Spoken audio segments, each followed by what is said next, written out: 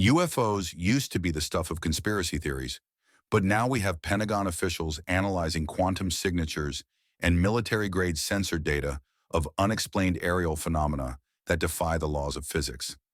That's quite a shift from just a few years ago. The level of scientific rigor being applied to these investigations now is remarkable. Let me walk you through some recent cases that highlight this evolution. In South Carolina, we had multiple airport personnel document a tire-shaped light performing impossible maneuvers near runway 18 at 2 a.m. on May 12th. Well, that's interesting because while the FAA initially dismissed it as a drone, the military radar data showed no registered aircraft in that zone. Plus, the object's thermal signature was completely anomalous. Speaking of unusual data, three farmhands in northern Italy reported metallic objects in perfect V formation at 600 feet on May 10th. The fascinating part? These objects were completely silent despite moving at roughly 200 knots. Hmm. And the local carabinieri thought it significant enough to launch a formal investigation, which is quite a departure from how these reports used to be handled. You know what really caught my attention? Those orange orb sightings in southwestern Australia. We've got acoustic sensors picking up unexplained sonic booms at zero point 0.3 Mach, plus multiple civilian witnesses and satellite tracking data, all confirming the same event. The frequency analysis from those acoustic sensors is particularly intriguing because it doesn't match any known aircraft signatures. What do you make of the spectrographic data? Well, the harmonic patterns are unlike anything in our current database of natural or artificial phenomena. But here's what's really fascinating. This declassified Pentagon memo about Project Starlight revealed 5 confirmed anomalous transits detected by sophisticated low-frequency radar. Those Arctic Circle incidents showed some extraordinary characteristics, didn't they? Exactly. We're talking about objects making instant 90-degree turns while maintaining subsonic speeds. That should be physically impossible, given what we know about inertia and g-forces. The radar data shows zero deceleration during these maneuvers. So if we're seeing this kind of activity shift away from urban areas to agricultural zones and remote military installations, what might that tell us? The pattern suggests these phenomena might have been occurring in these areas all along. We're just better at detecting them now.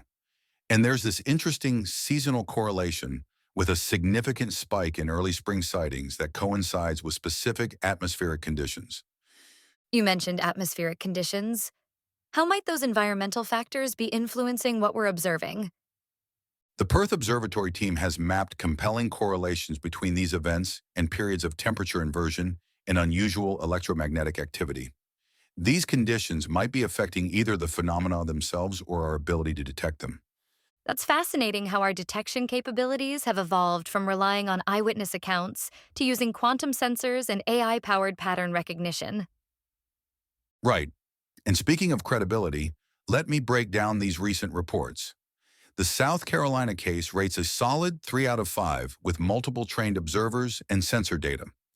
The Italian case is a 2 despite multiple witnesses, but that Australian orb sighting scores a 4 due to multi-sensor correlation. The level of scientific rigor being applied now is unprecedented. How do you see this affecting future research? Well, we're seeing 3 major developments: increased collaboration between civilian and military researchers, sophisticated cross-platform sensor integration, and machine learning applications identifying patterns we previously missed. The declassification of Project Starlight has really opened up new avenues for investigation. Those quantum signatures you mentioned earlier, what have the new Arctic Circle sensors revealed? The data shows quantum field disturbances that don't match any known phenomena. We're potentially looking at breakthrough evidence of physics beyond our current understanding. And with international collaboration increasing, we're getting a much more comprehensive picture.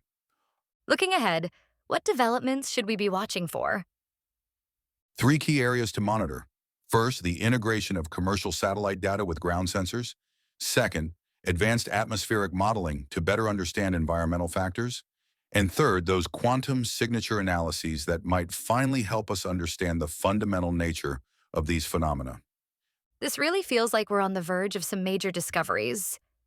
Indeed, we're moving from asking whether these phenomena exist to understanding their nature through rigorous scientific investigation.